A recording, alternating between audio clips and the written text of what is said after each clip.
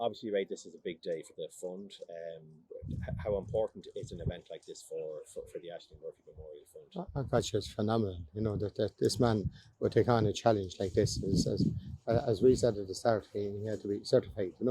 But quite obviously he's not, because he knows where he's at. And it's the amount of money that he hopes to raise will be phenomenal. But then we can't forget all the other money that other people have raised as well, and with a lot less profile.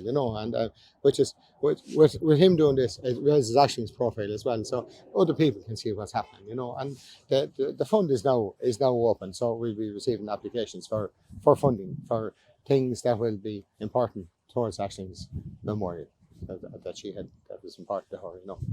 So Paul, tell us about the preparation for this challenge. So kind of once the challenge was clear in my head in terms of doing the 23 peaks and the significance of the number 23 to the family, it became clear that I had to work out a route that would actually get me around the 23 peaks. And then on each of the peaks, I had to work out the optimal route up and down, and to map it properly and to map it safely, so I'd have a GPS file. So basically over the last 2 months, I've had to get around all 23 of the peaks so that I was clear on how to get up and down safely. So yeah, it's been and then the logistics of getting the bike kitted out. What do I need? What can I? How lightly can I pack? That I can keep reusing and repeating to keep me going for 10 or 11 days. So yeah, logistics has been probably the toughest part. The cycling and the running training has been, it kind of happens by default in terms of doing all those things and the preparations of the logistics. So the training wise, it's been fine, because I would be fairly used to doing endurance events anyway, just nothing as long as 11 days. But the logistics has been a big challenge trying to get this all in place. What will be the biggest challenge now? Will weather play a large part in this? Yeah, like if weather changes, the whole thing changes. It becomes more about, like, if it's dry, it's more about trying to maintain your efforts so that you can stay going at a steady pace, and you can refresh and get going every next morning. If weather comes into it, then it's not as much a survival, but it's more about trying to avoid a disaster.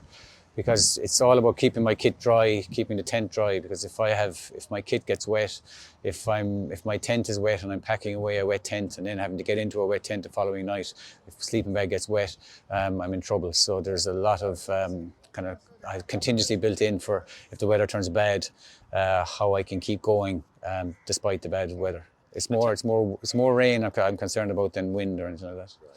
And tell me about your own link with the Ashling Murphy Fund. Why did you pick that fund to raise the money for? So I would have worked with Ashling's Uncle Des in a previous job, and I'd count Des as a good friend. So when I heard the news about Ashling, it obviously struck home. And I think, just like a lot of people, that's time I wanted to do something. And that kind of desire stuck with me. And then when the opportunity for the Memorial Fund came around, straight away I said, yeah, I wanted to do a personal challenge, and it just gave me the opportunity then to do that challenge for the Memorial Fund, and it all just grew from there.